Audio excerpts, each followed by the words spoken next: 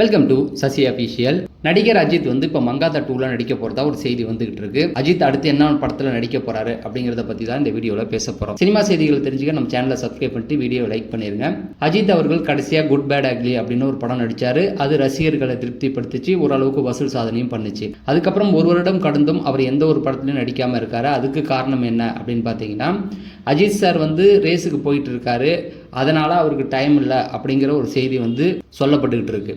இன்னொரு பக்கம் பார்த்தீங்கன்னா, சிலர் என்ன சொல்கிறாங்கன்னா, இல்லை அவர் கேட்குற சம்பளத்தை யாராலையும் கொடுக்க முடியல, 185 கோடிகள் கேட்குறாரு, அதை வந்து எல்லாரையும் கொடுக்க முடியல, அதனால தான் அவருக்கு வந்து வாய்ப்புகள் இல்லை, தயாரிப்பாளர்கள் யாரும் ஒத்துக்க மாட்டுறாங்க அப்படிங்கிற மாதிரியும் சொல்கிறாங்க. ஸோ அதுக்கப்புறம் இன்னொரு செய்தியும் வந்தது. என்னென்னா, அஜித் சார் வந்து சம்பளத்தை கொஞ்சம் குறைக்க முயற்சி பண்ணுறாரு, சம்பளத்தை வந்து ஒரு 30 கோடி வரைக்கும் குறைக்கிறாரு அப்படின்னு சொல்லியுமே யாரும் வரலை அப்படிங்கிற ஒரு செய்திகள் நிறைய வந்துகிட்டு இருக்கு.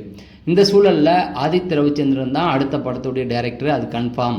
ஆனால் தயாரிப்பாளர்கள் இல்லாதனால திணறிக்கிட்டு இருக்காங்க அப்படிங்கிற மாதிரி நிறைய செய்திகள் வந்துக்கிட்டு இருக்கு. ஏன்னா போன படத்தில் அஜித் சார் வந்து 180 கோடி தான் வாங்கியிருந்தார். அது வந்து தயாரிப்பு நிறுவனத்துக்கு எந்த ஒரு பாதிப்பும் கொடுக்கல.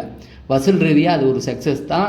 அதே போல் தயாரிப்பாளருக்கும் அது ஒரு பெரிய லாபத்தை கொடுத்தது. அப்படி இருக்கும்போது அஜித் சாரை பற்றி தவறான செய்திகளை சிலர் வந்து பரப்பிக்கிட்டு இருக்காங்க அப்படின்னு சொல்லி அஜித்தின் ஆதரவாக இருக்கிற நிறைய பேர் வந்து இதை ஷேர் பண்ணிகிட்டு இருந்தாங்க.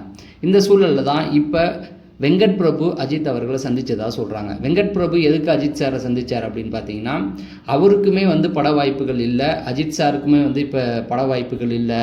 அதனால தான் 2 பேரும் சந்தித்து மங்காத்தா 2 இயக்க போகிறதா ஒரு செய்தி வந்தது. இதில் பொய்யான தகவல் என்னென்னா, அஜித் சாருக்கு பட வாய்ப்புகள் இல்லை அப்படின்னு சொன்னது தான். வெங்கட் பிரபுக்கு வந்து ஏற்கனவே ஒரு பட வாய்ப்பு இருந்தது, அது சிவகார்த்திகேயன் நடிக்கிறதா இருந்து அது தயாரிப்பாளர்கள் பிரச்சனைலாம் அப்படியே நின்றுக்கிட்டு இருக்கு. ஸோ அஜித் சாரை வந்து வச்சு மங்காத்தா 2 பண்ணுறதுக்கான ஸ்கிரிப்ட் அவர்கிட்ட எப்பயே ரெடி ஆகிடுச்சு அப்படின்னு சொல்லி அவரே வந்து பல இன்டர்வியூவில் வந்து சொல்லியிருக்காரு. அஜித் சாரும் அதுக்கு ஒத்துக்கிட்ட மாதிரி ஒரு செய்திகள் வந்துகிட்டு இருக்கு. மங்காத்தாவை பொறுத்த வரைக்கும் நீங்கள் எதிர்பார்த்த எல்லா விஷயமும் அந்த படத்தில் இருந்தது. ஏன்னா அந்த காலகட்டத்திலும் சரி, இப்போ அந்த படம் ரீரிலீஸ் ஆன போது கூட ஒரு 40 கோடி அந்த படம் வந்து வசூல் பண்ணி கொடுத்துருக்கு. அதனால அந்த படத்தோட பாட்டை இப்போ தொடங்கலாம் அப்படிங்கிற மாதிரி முயற்சிகள் போயிட்டு இருக்கனால அஜித் சாரும் மங்காத்தா 2ல நடிக்கிறதுக்கான ஆர்வம் காட்டியிருக்காரு அப்படிங்கிற மாதிரியான ஒரு செய்திகள் வந்துகிட்டு இருக்கு.